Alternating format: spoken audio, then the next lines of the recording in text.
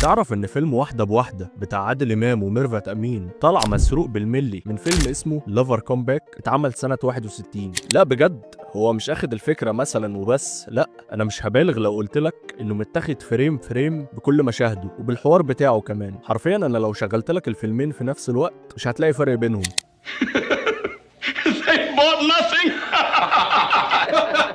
اشتروا حاجة ملهاش وجود.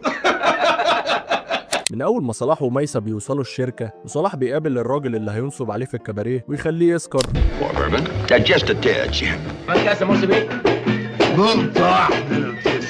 وبرضه بيغمز للفرقة عشان يغنوا الأغنية اللي الراجل بيحبها. طب نخلي فيه شوية إبداع ونختار حاجة تانية غير الغمزة حتى. ولما ميسة بتروح الحفلة وتلاقي المكان متبهدل، يعني حتى المشاهد مش معمولة بطابع مصري مثلا، لا هي مترجمة بس. يعني احنا كنا اوقات بناخد افلام من بره بس مش بالشكل ده. يعني التفاصيل البسيطة دي ممكن نتعب ونفكر فيها شوية، لا ده متاخد بنفس تفاصيل التمثيل حتى. بعديها بيتعمل نفس التقديمة لشخصية أحمد راتب في الفيلم، وبيطلع البيت يصحي صلاح بنفس الطريقة برضه. طب أنا هعمل معاك تجربة، بص كده. ايوه انا لسه ميسة، ما تبقيش تحشري مناخيرك اللي قطعا عامله زي زلومه الفيل في الشغل. لا صلاح لا.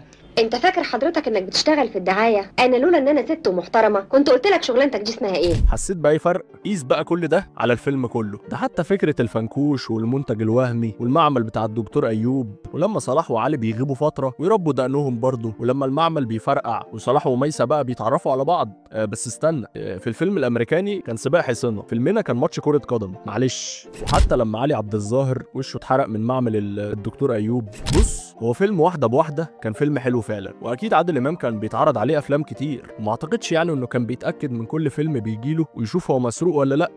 هم صناع الفيلم ذكروا في التتر انه متاخد من القصه الاصليه، بس ما جابوش سيره الفيلم الاصلي. بس 100% يعني في شخص شاف الفيلم ده وقرر يعمله زي ما هو، واعتمد ان محدش وقتها من الجمهور هياخد باله او هيبقى عارف الفيلم الامريكاني اصلا. وبس كده. لو عجبك المحتوى بتاعي يا ريت تعمل لايك وفولو.